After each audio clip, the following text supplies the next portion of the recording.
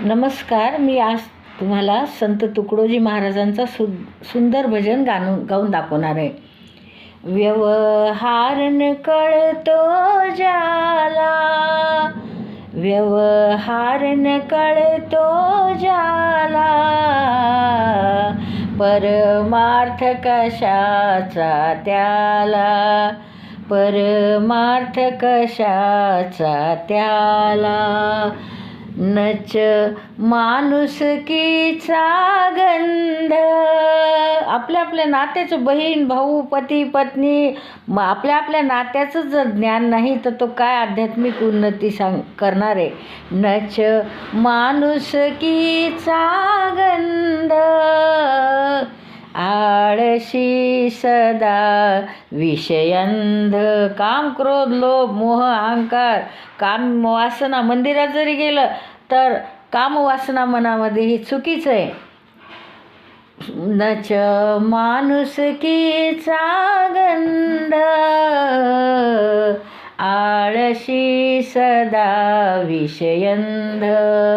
नेहमी व्यसनाचा छंद, झगडतो सता मतिमंद.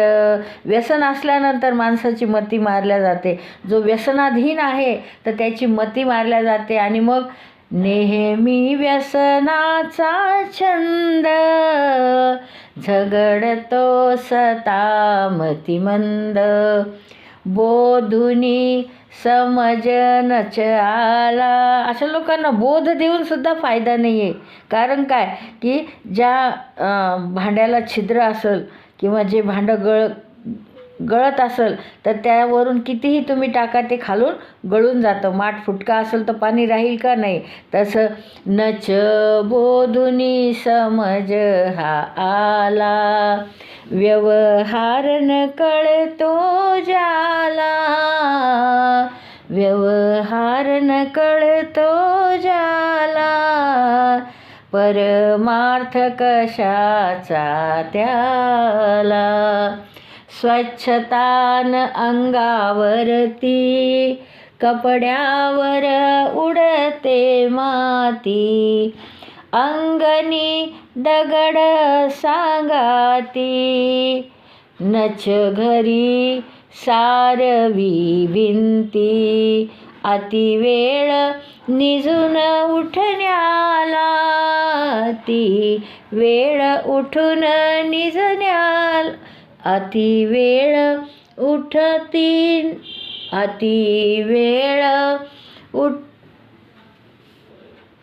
अतिवेळ निजून उठण्याला, परमार्थ कशाचा त्याला.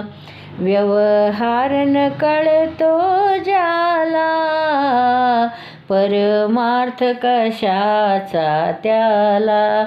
गरिबाला लुबाडायचं, जे कोणी शक्तीहीन असेल किंवा शक्ती कमी असेल त्याला लुबाडणं, हे सुद्धा अध्यात्माच्या विरोधात आहे. ते परमेश्वराच्या विरोधात आहे.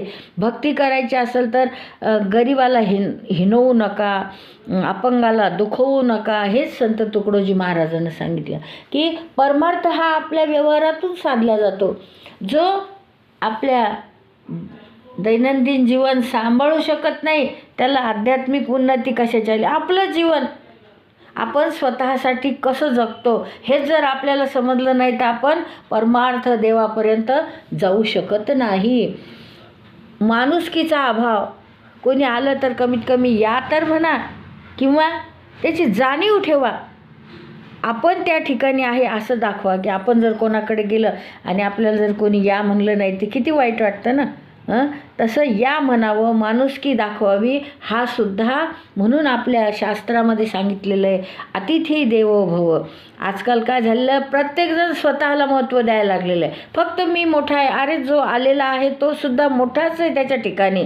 तेव्हा कोणाचाही अपमान अनादर करणं हे परमेश्वराच्या विरुद्ध आहे.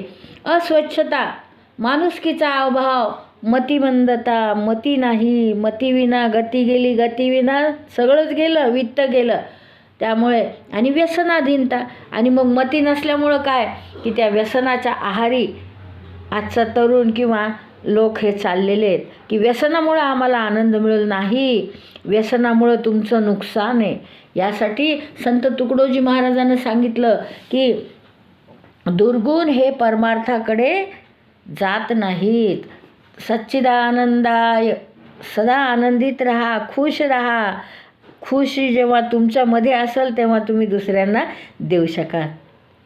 गोपाल कृष्ण भगवान की